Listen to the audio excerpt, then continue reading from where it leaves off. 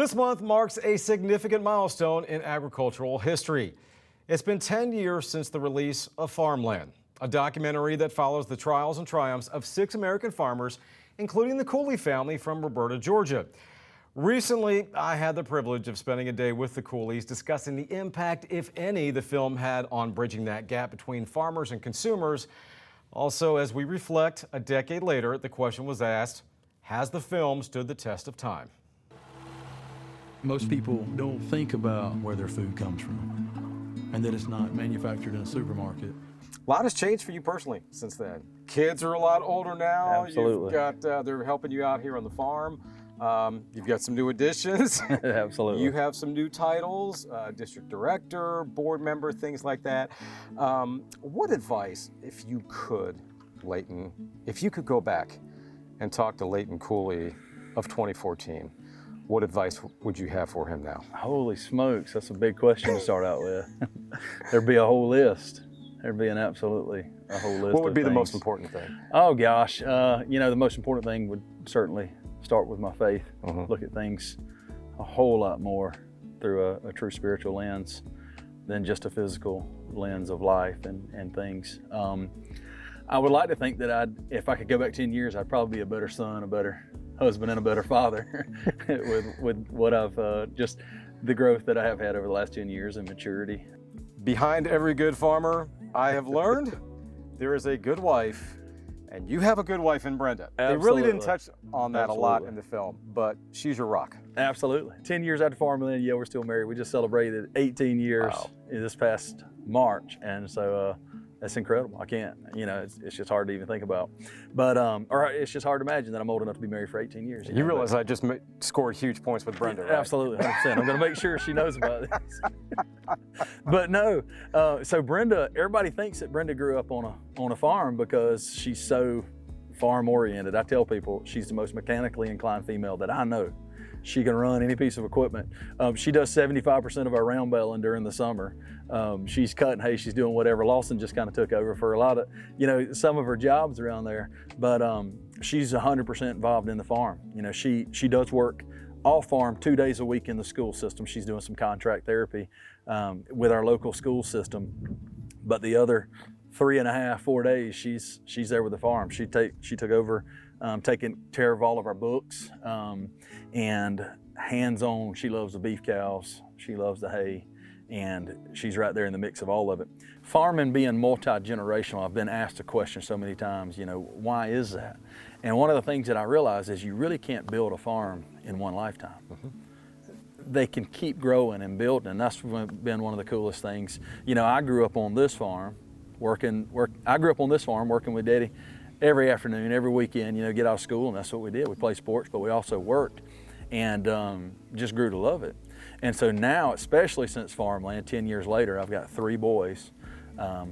Lawson's 13, almost 14, Lane's 12, and Ledger's 9. And all 3 of those guys love the farm. They really do. I mean, when we talk about it, they enjoy it. They light up. When we pray, thanking the Lord for that we have the privilege of living on a farm. Not every day's easy, not every job's easy, but we love the life that we live.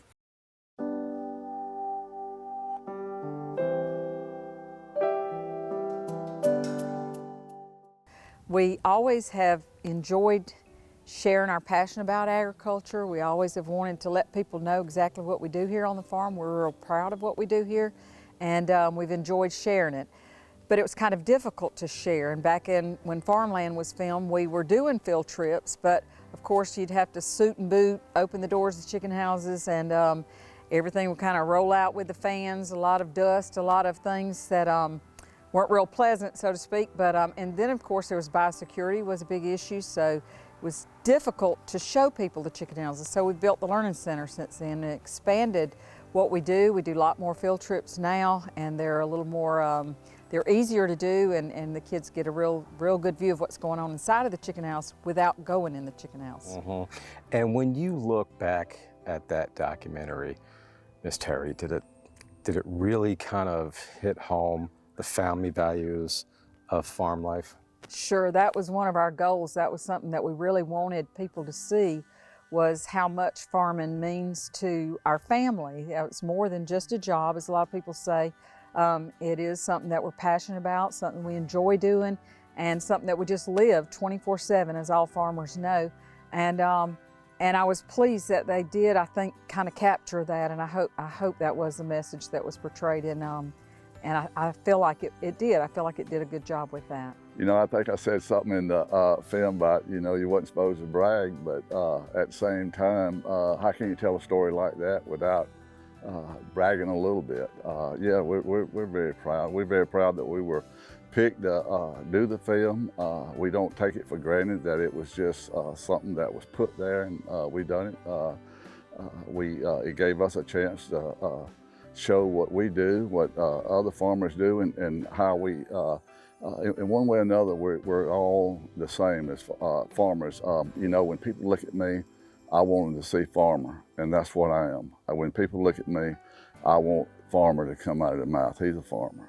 You know, I think there's no better occupation in the world than to be called an American farmer. As far as the issues that were touched upon, has that documentary stood the test of time to those issues, or so much more has happened since then? Yes, and both. Yeah. You know, so much more has happened. We're in an ever-changing world. We're in an ever-changing political climate, ever-changing consumer mindset, if you will. And so those are still just as pertinent in my thoughts as, you know, those issues were. We were talking about animal welfare, you know, we were talking about labor issues, we're talking about climate, we're talking about all kind of things in the Farmland documentary. On top of that was, what is it that consumers are really looking for in their food and in agriculture? And so, yeah, it has completely stood the test of time with that. We're still dealing with the same issues. Right. You know, right now, I like to think that the ag community's made improvements on that. I like to think that Farmland did an incredible job at just bridging the gap of not just telling the story, but to me, helping viewers become part of the story. Let's talk hypotheticals here. I'm a film producer. I got $1 million. I come to you and I say, Leighton, here's $1 million. I want you to make Farmland 2. What would that look like to you? Farmland 2, wow. There's not something Well, I else think we you would say, let's split the $1 million. there's not something else we forget can the do with the film. money. That's funny. But no, if you had to be put in charge of Farmland 2, what would it look like? That's a really good question. Number one, you know, I always say it'd be fun to do a sequel, just Sure. to do a sequel. But what I think it would do is it would continue to tell the story with different farmers. I really think that's what it would do. But basically, one of the things when James said we're gonna tell this story through the eyes of the farmer, there was no narrative overlay. Every word said in there came from a farmer's mouth if you go back and watch it. Yep. And I think it would do the same thing. I think it would continue to tell the story from maybe a different perspective, but it's all the same story of where our food comes from. What about issues? What issues would you I mean, do? you know, we cover issues. I'm sure it would still come up. Animal welfare, that's a constant issue, you know, that we want to do as good a job as we can at taking care of our birds and taking care of our cattle, and we want people to know that. We would still talk about labor right now. I mean, we're trying to get a farm bill passed, and labor is a huge part of what farmers are dealing with right now. We're trying to, you know, there's changes to H2A, different needs, different things. At the end of the day, farmers still need labor, you know, to help get some of these crops out of the field that machines just can't do. And so we're still going to be talking about those things. We're going to be talking about water, just like David talked about with his pivots in Nebraska. You know, we're still going to be talking about these issues, but I think those are age-old issues that we'll constantly talk about and we'll constantly balance. I think we'll improve them along the way is what I hope we'll always do.